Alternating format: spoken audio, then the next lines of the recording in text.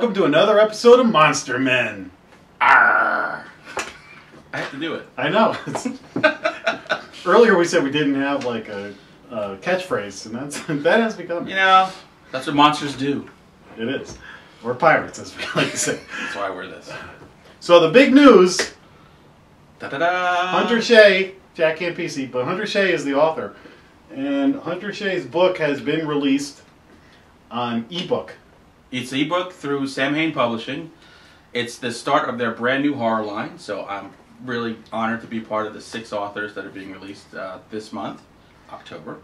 And then it goes into print in January. So I gotta wait till January to get my copy, my signed copy. Yes, because the book is not this thin. It's actually more light reading. That's one trip to the bathroom. I could finish that book. Yeah, really. PP. Well, I'm really excited to read it, but now because this is coming out, your life is kind of becoming a whirlwind. Yeah, to say the least. So you're doing promotion. You're talking to. Yeah.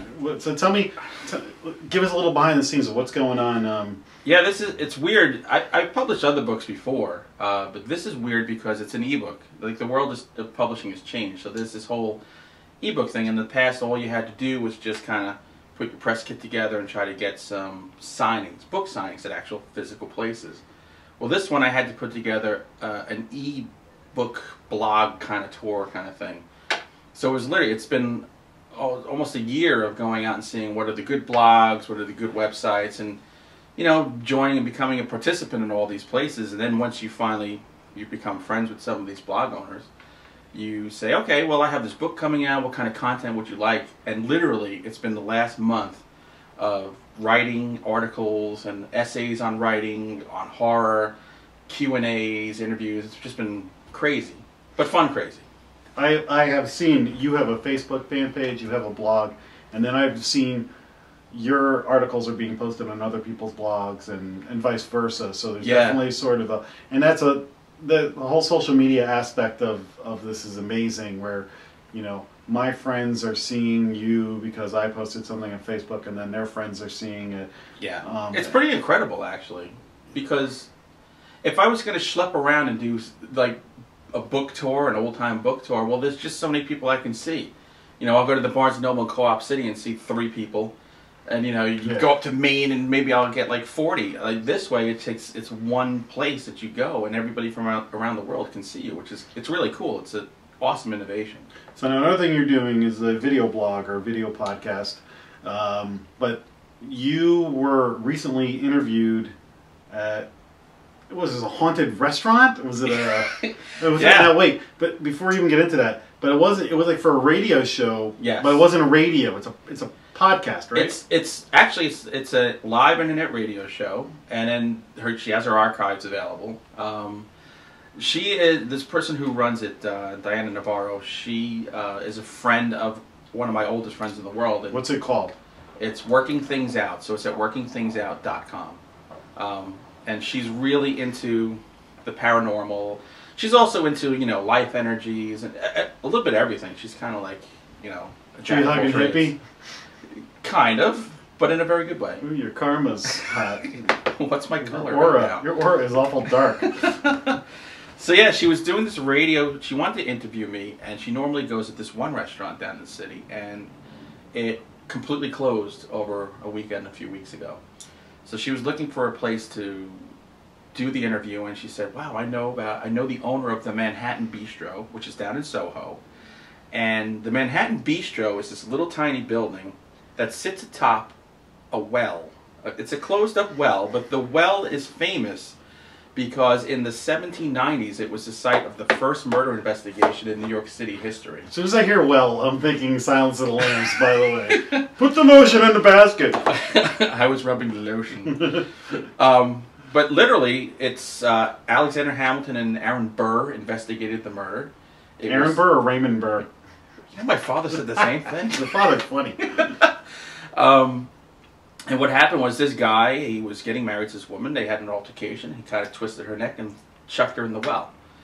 And her apparition has been seen coming out of the well for the last 200 plus years. So the cool thing was we got to do the interview up in the bistro part, down in the restaurant. I can't wait to hear it. And then when it was done, we got permission because it's not open to the public. So we got permission to go down to the well, which is down in this basement through this tight corridor painted Amityville Horror red.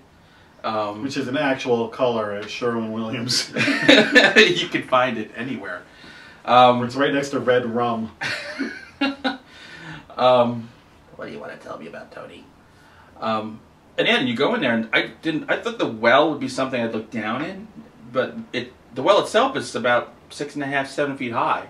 Oh, so it's like a smokestack. Yeah, it's old and it's kind of crumbling and everything, and it's weird because right next to it is a workspace, so the manager has their computer right next to the well, and there's like stacks of So, honey, how are the people at your new job? Well, there's this apparition that I sit next to, and well, some say that the apparition that comes out of that well is what inspired The Ring. Oh, creepy. Yeah, so the story of that supposedly is the inspiration for The Ring. I don't know how true that is, but I was hoping to see it, but I didn't. I would like to see Naomi Watts, personally. Coming out of the well? Yeah, I would go in the well. But we had this guy, this waiter, who took us down, and we said to him, do you ever, see anything? And he was so casual about it. He goes, oh, yeah, I see and hear things. He goes, but I'm not afraid. It was, no big deal to him whatsoever. Okay. You just brought me to... He always tells ghost stories. The casual reaction to seeing a ghost like that... Right. One of the things that makes me curious about the paranormal is people like you telling me stories. But then, I went to bed last night and I don't think about it. But you say that... See, here's the deal.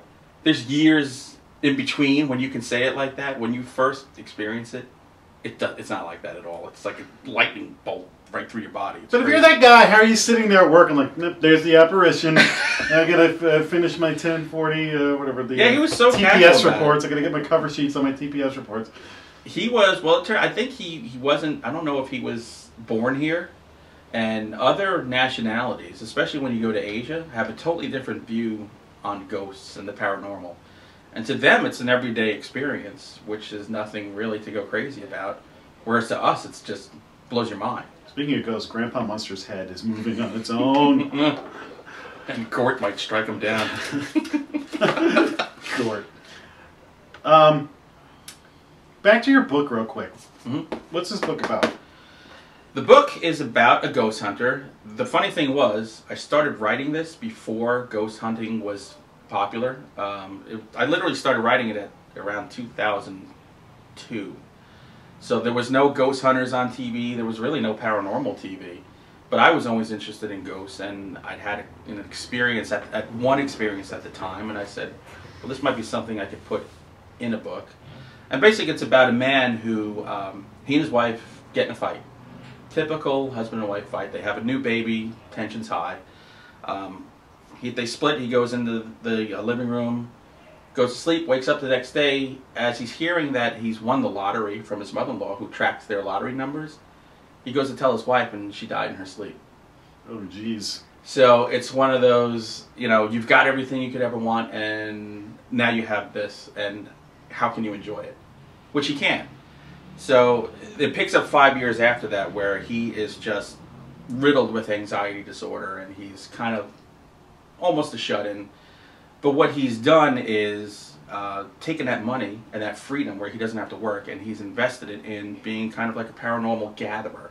Not so much a researcher, but he's a guy who became big on the internet early, and he created a website that was literally a library of all paranormal occurrences, which his main aspect that he likes is ghosts.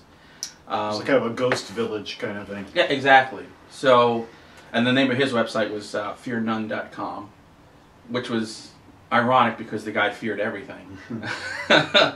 And what he does is he's been going through therapy and medication.